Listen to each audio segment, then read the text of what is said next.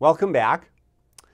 Now I'd like to present to you a few essential definitions that help you to get grounded and be able to better understand the language we'll be using in this course.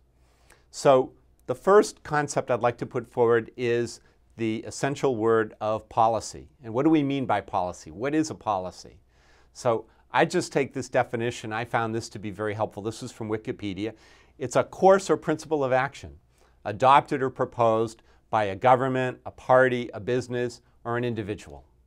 So for example, when you decide that you are not going to smoke cigarettes anymore, you're actually creating a policy for yourself.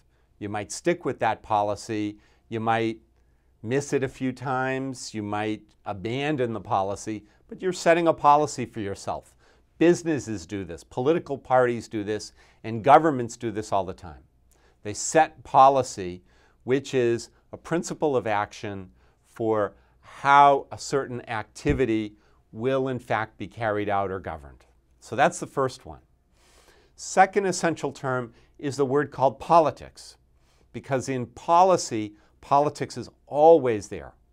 And what do we mean by the word politics? I mean, people use the word politics all the time and have a very hard time every time I ask coming up with a definition for what it means. So here's my favorite definition. Politics means the way we decide who gets what, when, where, how, and why. If you just remember those three words, who gets what, then you're going to be grounded in policy. So what we're talking about is, for example, electoral politics. Two people running for president. Who's going to get the White House? Two people running for a seat in the United States Congress. Who's going to get the right to represent the people in that district? Somebody wants to be mayor. Who's going to get the mayor's office? Example. So electoral politics is all about who gets what. And we think about, for example, budget politics that happens every year at every level of government when they establish their budgets for the coming year. And it's a big, frankly, it's a big orgy of who gets what. So it's who gets the right to pay the money into government that will be used to finance the services of government. How much from taxes or how little from taxes or excises or other kinds of fees and assessments. But then government has all this money to spend over the course of the year, and who gets what share of that money? A thorough political exercise. Now, a lot of people in American society are conditioned to believe that politics is bad. It's evil. It's what happens when things go wrong. What I like to teach people is not that politics is wonderful or glorious. What I like to have people think about is politics is a neutral. It's not necessarily good or bad. It depends upon the values that you bring to your exercise of politics and your judgment of how politics works. Sometimes you find ways that things go in politics that you totally like, and other times ways that you dislike. But it's not politics itself, because politics is as innate to us as breathing, as human beings, but it is how people's values get demonstrated in their exercise of politics. And that's what you should take issue with and be concerned about, is not politics itself, but the values that people bring to their exercise of it. Okay, a third term. The third term is culture. And culture is important simply because of the definition itself. The one I like is this. Culture means the way we do things around here, wherever here may be. So I live in Boston.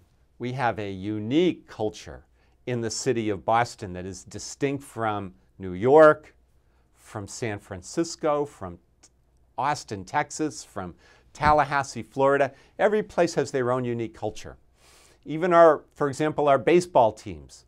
There's such a different culture from, for example, Red Sox Nation versus New York Yankees Nation or any other place. It's just a different way that things are done around there. And culture matters because one of the most difficult things to do in life is to try to change an organization's or a society's culture. takes a lot of difficult work, and a lot of what we're trying to do in healthcare policy affects trying to influence culture. So let's just look at one more quick definition, and that puts two of these words together with the term political culture. Political culture, what do we mean by that? What I mean by that is this: the way we decide who gets what, when, where, how, and why around here. Because just as you have different cultures wherever you go, you also have different political cultures. And if you want to try to change something in society that involves politics, you have to understand the way decisions get made around there. I worked in the U.S. Senate for a couple of years during the writing of the Affordable Care Act. I worked in the Senate. There was also on the other side of Capitol Hill, the House of Representatives. And I can tell you, the political culture in the United States Senate is nothing like the political culture in the House of Representatives. And so if you want to be effective and understand how to shape things and to get what you want, it's essential for you to understand the political culture and how that plays into your success or your failure in achieving what you want.